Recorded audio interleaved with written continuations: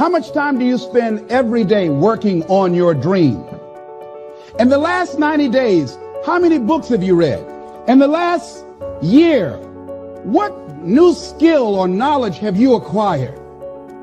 What kind of investment have you made in you? You don't want it badder than you want to party. You don't want it as much as you want to be cool. Most of you don't want success as much as you want to sleep. Some of you love sleep more than you love success. And I'm here to tell you today, if you're going to be successful, you've got to be willing to give up sleep. Every day. This isn't a part-time gig. This isn't punch the clock and go home for the day. You don't get weekends off. No. Here, there's no such thing as a weekend. This is an everyday gig. Every day is a Monday. You're either committed or you aren't. You're either willing to do everything it takes, whatever that might be, or you aren't. You either are willing to go through hell and high water and fire and brimstone to get to your goals, or you aren't. This is the time for you to go into warrior mode. The dreams that you have are not going to fall into your lap. We all want that. We all want the easy route. We all want it to happen fast. But the truth is that you've got to be willing to fight for what you want. And sometimes the person that you have to check is yourself. It doesn't matter what you don't have now because you can go get it. But it starts today. It starts with a commitment. It starts with a principle. It starts with a discipline. It starts with effort. It starts with energy. It starts with an idea that you're going to make today count. Develop yourself, weaponize yourself, teach yourself to be so good at something that is necessary to serve in the area of your dream that now you're never even thinking about your comfort zone. Whatever you resist persists, but if you ask the right question, not why is this happening, but what is this here to teach me? What is this here to teach me? It puts you in the place and space to get the lesson you need. The things that you went through getting there give you the tenacity to stay there. The fight is your friend.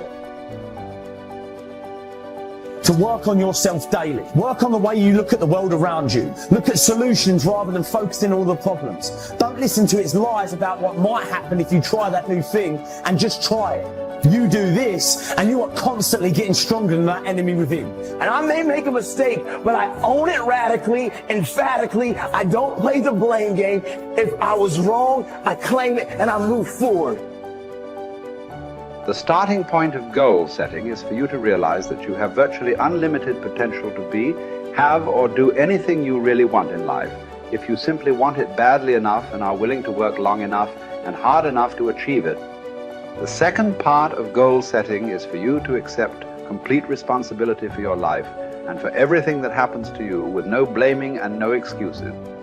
With these two concepts clearly in mind, that you have unlimited potential and that you are completely responsible, you are now ready to move to the next step, which is to begin designing your ideal future.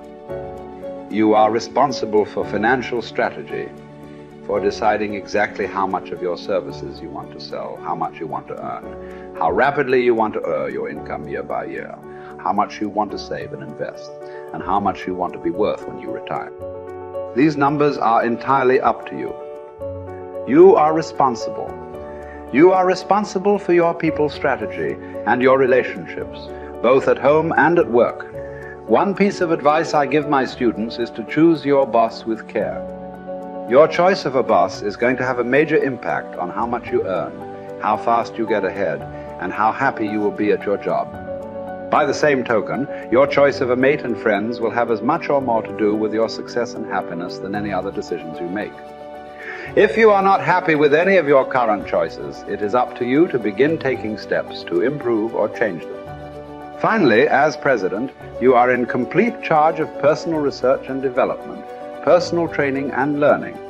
It is up to you to determine the talents, skills, abilities, and core competencies you will need to earn the kind of money you want to earn in the months and years ahead. It is then your responsibility to make the investment and take the time to learn and develop these skills. No one is going to do it for you. The unavoidable truth is that no one really cares as much as you do. From this point forward, see and think about yourself as the master of your own fate. See yourself as completely in charge of your own life. See yourself as the president of your own personal services corporation. See yourself as a powerful person, completely self-determined and self-directed. Refuse to whine and complain about things that happened in the past, which cannot be changed. Instead, orient yourself toward the future and think of what you want and where you are going. Above all, think about your goals. The very act of thinking about your goals makes you positive and purposeful again. And if you decide today to go for the apple instead of the Hershey bar, I'm telling you, you have begun the process of turning your life around.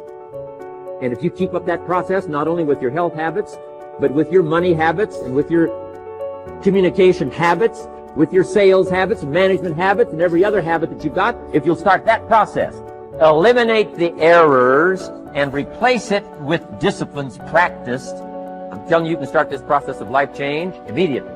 After today, you don't ever have to be the same again. Only by choice. You don't have to walk out of here the same as you walked in today. Only by choice. You can start a whole new process. And you say, well, Mr. Owen, is it that simple? Yes, it's that simple. Where else would you start but with an apple? You don't have to start with something staggering, and everybody has it within their power. What was so happy for me to find out at age 25, Mr. Shove said, Mr. Owen, you don't have to change countries. But you do have to change philosophy. And if you'll change philosophy, not country, you can turn around your income, you can turn around your bank account, you can turn around your skills, you can become capable, powerful, sophisticated, healthy, influential, all the other equities that you could possibly want out of your life, using the only stuff there is and not trying to change any of this stuff. Appreciate all of this stuff with all of its ups and downs, with all of its mystery of why it works and sometimes it doesn't work. Don't challenge this. You don't have to ask for another planet. You don't have to ask for another country. Just ask for another book. Ask for another seminar. Ask for another idea. And you can start this whole process of personal life change. You want to stand out from everyone else. You want to do something more than other people think is possible. You literally want to stand outside the norm. And if that's the case for you, then understand that, as Albert Einstein said, only one who devotes himself to a cause with his whole strength and soul can be a true master. For this reason, mastery demands all of a person.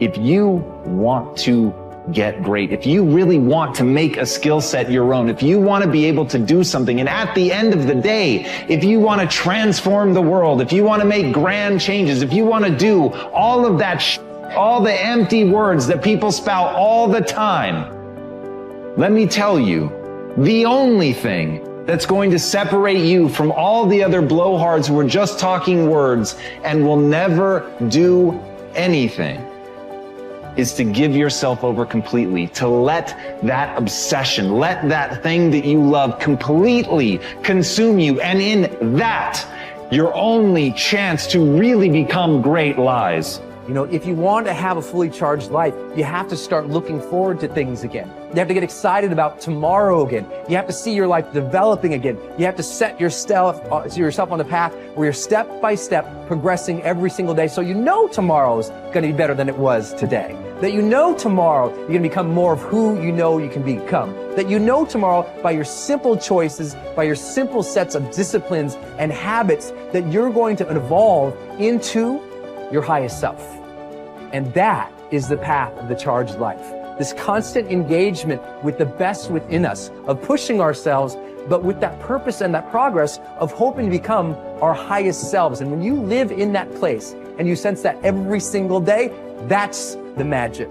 That's what life should feel like. That's what I think we all deserve. And maybe we ought to start aiming and challenging ourselves just a little bit more to get there.